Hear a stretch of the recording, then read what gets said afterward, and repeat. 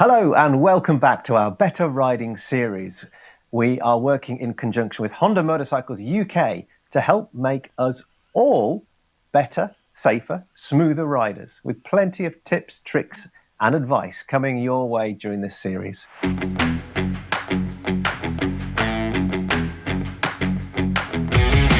So there's always something new to learn about riding, and if we all put in the hours into actively learning and practicing the correct techniques, then we can all become better and more confident too. Let's bring in Bike Social's Motorbike Coach, the man with the roadcraft, the machine control and the mindset, all the way from down under.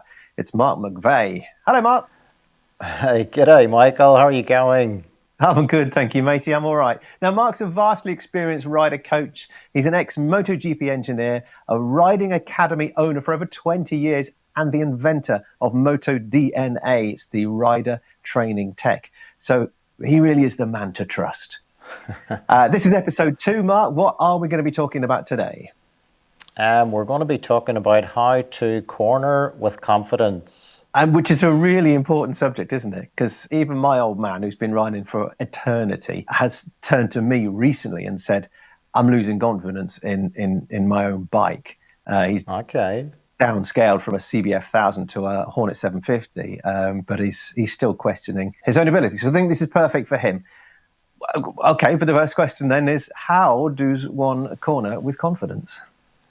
Well, it comes from not one thing, but I guess a fusion of the correct techniques and knowledge. And, there's no silver bullet to become a better rider. It can famously take 10,000 hours, practicing the correct techniques for mastery. Well, that's plenty, isn't it? That's a lot of riding. But I'm sure that with, if every single time we go out for a ride, if we try and focus on learning or practicing one thing, and it'll come to us naturally, won't it? Exactly, step by step.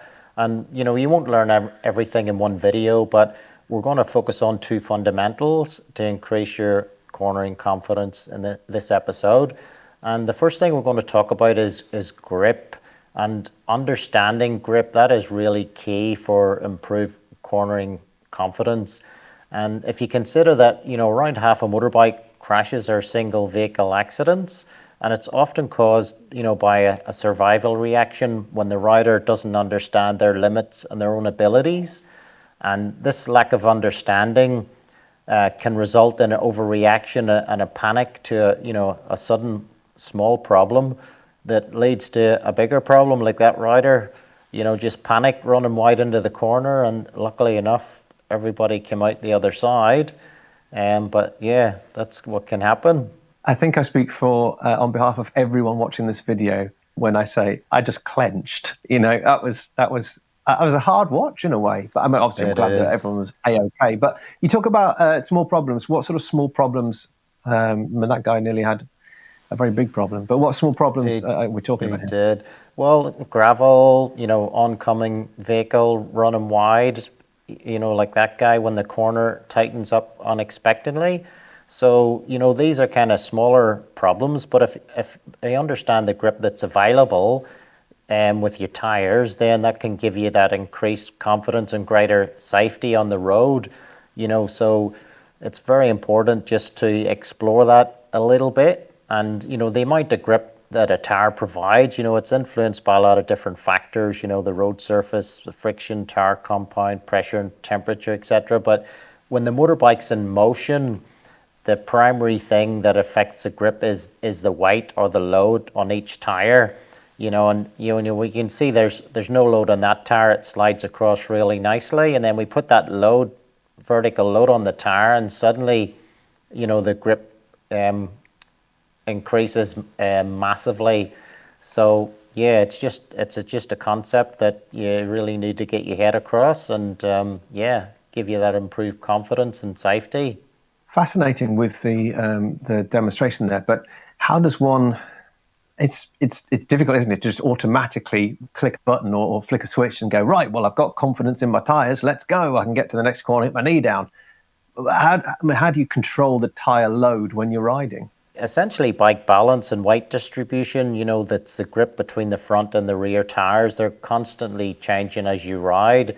So when you use the front brake, the bike pitches forward and it puts weight, and the weight is the grip on that front tire. So like this graphic, if we go back to the start, the tire footprint's relatively small when the suspension's kind of topped out, and then apply the front brake and the weight goes on the front tire and that increases the grip. And then of course, whenever you throttle on, that takes the weight off the front tire and starts to put the weight on the rear tire. And of course, it's just important to be progressive, apply that pressure progressively when you're braking and accelerating, because the tires, they don't like surprises. And the other thing is that we use as a effective tool to try and understand grip is this thing called a traction circle or GG diagram. And we'll have a little bit of a look at that. We got some cool graphics coming up that we'll spend a bit of time on. This first one's racers. So we'll just let it run through, and then we'll stop and we'll break it up into different sections. So if we go back to the start and we look, what's going on here, and we've got this traction circle, which essentially is the limit of your grip. So this is for racing, so the limit's about 1.5 G. And we can see when we accelerate, we go this direction, braking this direction, and then corner left, corner right. And then if we run through the video a little bit, just to see what starts happening. So we're coming along, accelerating, and we're on the brakes then. And you can see very quickly in a short amount of time, they go to 1.5 Gs on the brakes. And the bike's still slowing down, but it's, 1.5 Gs kind of the limit before the back tire starts coming up off the ground. And then you can see in the bottom right, there's some lean being applied. And as the rider starts leaning into the corner, they start reducing that brake pressure. And you can see as the bike's leaning, there's a cornering force starts coming into play.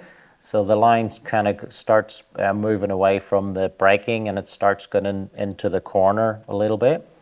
And then as they're getting closer to the apex of the corner, again, there's more cornering force and less deceleration until they get to the apex where they're not decelerating anymore and they're thinking about getting on the throttle.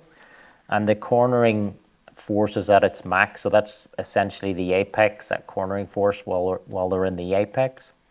And then from that point, the rider starts accelerating, and you can see in the bottom right the take lean angle away. So it's as they get then the bike's near the exit point and the bike is vertical, then it's pure acceleration. Now this is prettied up. The real data, looks a bit messy. This line is the limit of grip, if you like. So the riders are often having little slides, and their data can sort of weave in and out of that line as they have a slide with the front or the rear. But it's just useful to understand, that's basically the racers, how they use the full limit of the tire, of course. And this just gives us a little bit of perspective to talk about then road riders. We've kind of got a gauge, if that makes sense. It's really fascinating, and it's a really great demonstration of just how that grip works. And even at, I've got a lot of experience of riding, but even at my level, I'm still learning, especially when it comes to grip and how the dynamics of the motorcycle and what our inputs, how they affect the stability of the bike, and particularly with suspension. So when I know the racer one here we've just looked at is quite, and we're overemphasizing what happens with suspension and braking, and also 1.5 G sounds like an awful lot. Am I right in thinking, Mark, when you're on the front brake or when you're on the brakes and the suspension loads and all that grip, so the grip on the front tire increases, when you get to the apex and that weight transfer, so you come off as you start to accelerate away, that transfer of grip then it's more focused on the rear, isn't it? Yeah, exactly. So on the brakes, 1.5 G,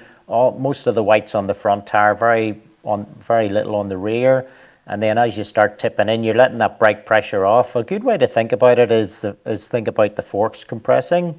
When the racer's going through the turn, they apply the full brakes, and the forks go down, and they're fully compressed to whatever they're set at, and they'll basically stay that way the whole way to the apex. And what happens is, even though at the apex they're off the brake, it's the cornering force that takes over. So as they're trailing Oh, off the brake, the cornering force starts coming in, and it keeps that fork height roughly the same from full brakes all the way to apex. So it's really interesting to think about it that way. And then, as you say, they're at the apex and they pick up the throttle. The weight's kind of coming off the front tire and starts going to the rear, but again, progressively. So like in reverse, if you like, as they pick the bike up and start accelerating out, and then until they're almost at the exit and the bike's almost wheeling. So there's obviously no weight on the front tire then. fascinating. Well, how might that compare? Or if we were looking at road riders, obviously it won't be as emphasized, but how might that affect? Well, how might it look if you were a road rider? That's the whole point, I guess, to give that kind of perspective. So, newly licensed or inexperienced riders, they separate out their braking, steering, and throttle inputs. That's how they're taught, when they get their license. But if you're more experienced road rider, your corner could kind of look a bit more like this. And again, we'll let it run through, and then we'll break it down a little bit. So slightly different, techniques. Obviously, we're leaving a lot more room for error, safety margins. So, we're coming along the straight, so we're not generally not accelerating. We're just kind of that neutral throttle. Apply the brake, and you can see, the G-force from the brakes. It's zero point 0.3. The limit here is 1G, so not 1.5. So important to understand that as well. So there might be like 0.3 of a G, leaving plenty of room for error, safety margin. And then the trail braking is kind of, very little. It could be engine braking sometimes, and maybe just a little bit of front brake pressure. And then before the apex, that's kind of where you're picking up the throttle, that your throttle's kind of neutral. So you're not accelerating so much as maintaining your speed. And you can see you've stopped kind of slowing down. So that what happens is the cornering force starts coming in because you haven't reached the apex yet.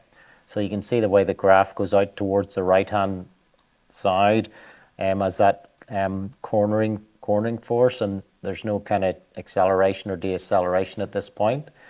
And then when they're at the apex, you've starting to pick the bike up. So then it starts to take out that cornering force. And then that's when you think about accelerating, see and be seen when the road's clear and you start accelerating away. So, and the bike's vertical. So, big difference between that and the racers' GG diagrams, plenty of room for error, plenty of safety margin, but still good to understand how far you are from the limit of grip from the tires. That's really important. Is there I mean, we could talk a lot about tires at this point. I'm sure there's all sorts of different types of tires available, and obviously specific models have got specific tires that are suitable for them. And you're going to find the sort of off-road knobblies on a Fireblade or slicks on a Goldwing. Although that would be very interesting to find out the difference between those two different types of tires on those different bikes and those different corners. Anyway, other than the first roundabout I get to on my way home, is there a place? Is there a place I can better start to understand grip? Yeah, absolutely. I mean, it's practice and the drills. We use a lot of corner avoidance drills, and essentially, you're riding around in a circle, and swerve and brake. You're in a controlled environment, and you can just practice this over and over to build up that sort of muscle memory and understand a little bit about the grip.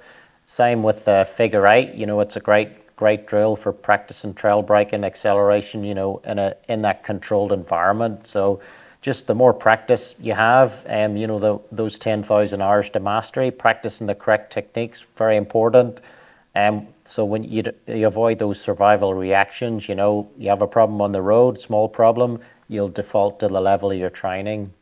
Yeah, and it's something that I often talk about, and I think that you do too with your training, is the amount of pressure one can put through your front brake lever. We get taught an emergency stop when we first learn to ride, and hopefully we will never need to use it again, but it would be such an important tool that if we were to have to use it, then we would know how good modern day braking systems are, especially with ABS and even there's some advanced electronics on the more modern and more expensive motorbikes these days. But yeah, it's something none of us practice, isn't it?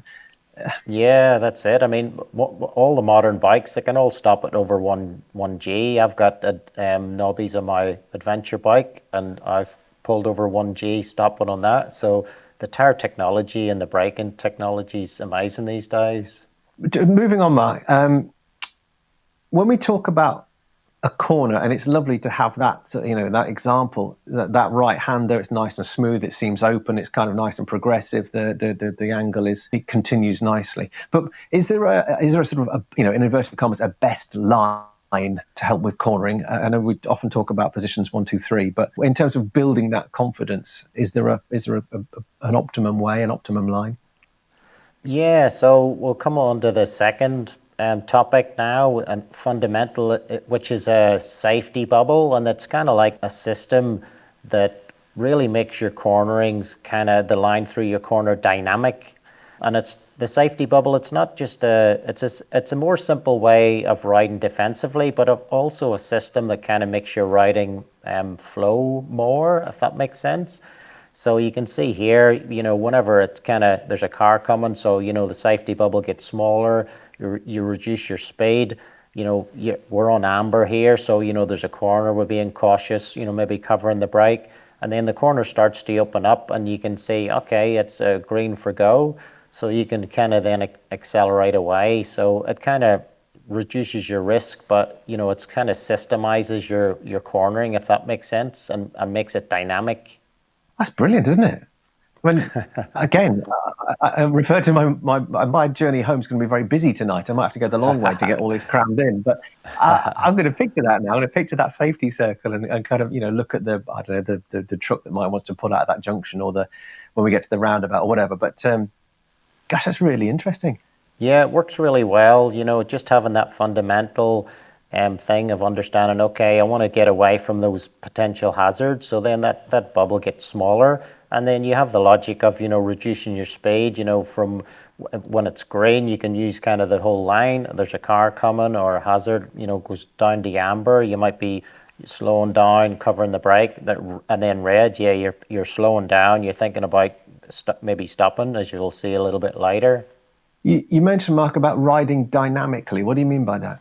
You might have a sort of traditional line through the corner, but it changes depending on the hazard. So, we can talk a little bit about that. So first thing, what we'll do is we'll talk about line positions. So everybody knows, when we talk about line position 1, 2, 3, this is what we mean. And if we pick this first rail, this is kind of just a normal corner.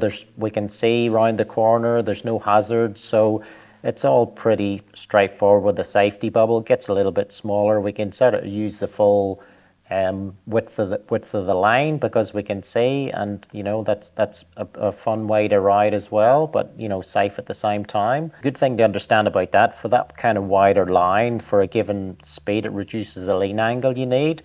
If you didn't use the width of the line and it was a narrower line, you'd have to use more lean angle for the same speed. So that kind of reduces your risk a little bit as well. So it's important to understand that. You're right. The more you can see through the corner, and you can sort of prepare yourself, and you can automatically. I mean, you talk about dynamics of riding, but as soon as you can see through that corner, that's the important bit here, isn't it? As well, the more input you can get into there by using these, the better the outcome will be. Exactly. So if we look at this next one, let's bring a hazard in, okay? So this time it's a car, so we'll just let it run through. You can see, okay, there's a car there.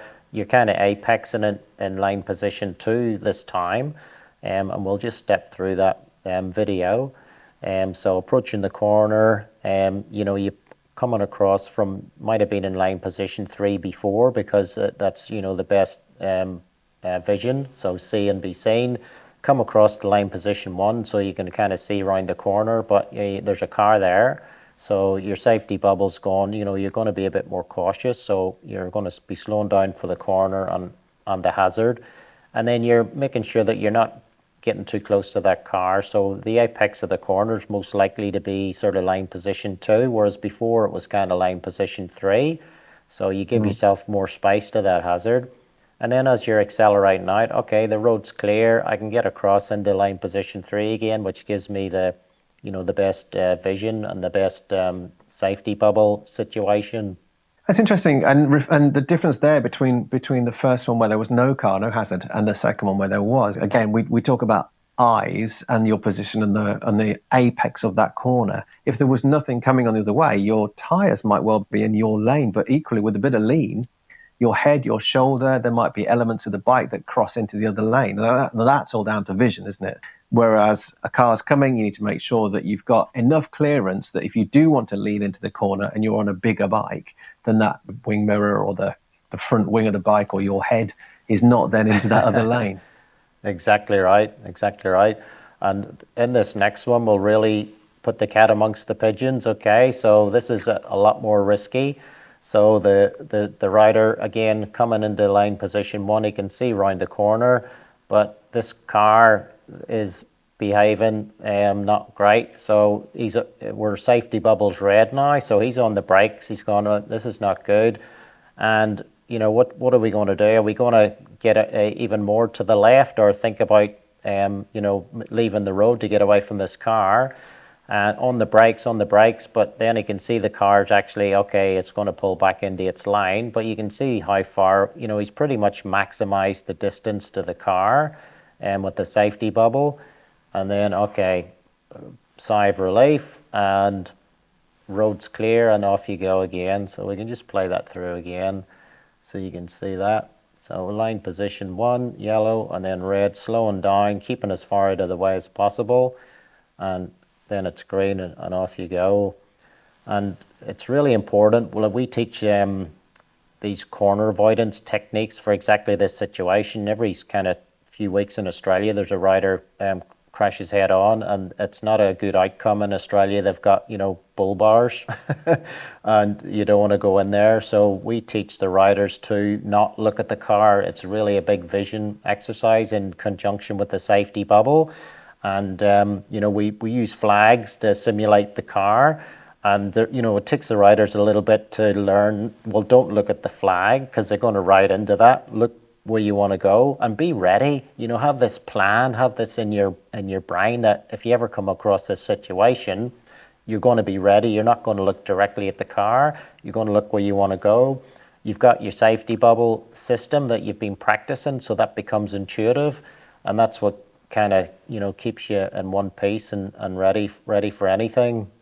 Again, I think we've all probably been in that situation before where there's been a bit of a close shave. We've taken a deep breath. Yes, we've wanted to probably swear in our helmets or gesticulate to the other driver, but the most important thing is to concentrate on what you're doing, because you're responsible for your outcome, and make sure you get around the corner and find yourself a place to have a cup of tea and a chill and a deep breath. But whether it's on a country lane or a big city, there's plenty of idiots about, aren't there, on the roads? The safety bubble obviously got very, very, very small there, but I'm really intrigued by this. Are there any other sort of benefits of using that safety bubble in up here? Well, yeah, so fundamentally you've got a system, okay, that is sort of intuitive. It reduces your risk, and it can make your riding flow much nicer, but it uses those riding fundamentals, see and be seen, so your positioning's well, thinking about to be able to stop in your lane and the distance you can see, so that becomes much more systemized and intuitive. And then there's other benefits, so there's kind of more lateral movement in your lane, and that is really good for increasing your visibility and reducing that kind of motion camouflage that can happen. Ever so cool, ever so interesting, Mark. And I'm sure that we could talk for hours probably more about all the elements of cornering, but I'm just a bit wary or aware that we're overloading our viewers with too much information at this point. But I know full well that I will be taking the long way home, but I'm going to practice all of that. I love that safety bubble stuff. It's mega awesome. Well, I hope everyone watching has taken at least one element of that away to practice on their next ride. I know full well that I have. In the next episode, Mark and I will be discussing how to pick the right riding line every time. It's sort of an extension of what we've already been talking about with cornering and with steering as well. If you've got an input, a question, a comment or a thought, then please do share it in the comment section below. or on our new community platform. It's a website called Bike Club. Just search for Bike Social Bike Club or Bennett's Bike Club. Come and join us there. It's really cool. It's a bit like Facebook, but only for us. And if you're not yet a Bike Social member, then make sure that you do get involved, reap the rewards. There's 150 or so motorcycle-related deals, discounts, competitions, offers. So yeah, what are you waiting for? Look, it's free. Bike Social membership is free if you insure your bike directly with Bennett's.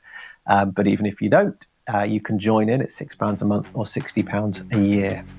Thanks for joining us, and we'll see you next time. Honda Motorcycles are supporting this series because safety is one of their key business pillars, and their quest for safety inspires their innovations in products, technology, and education, which is why they're committed to achieving zero traffic fatalities involving Honda mobility products worldwide by 2050.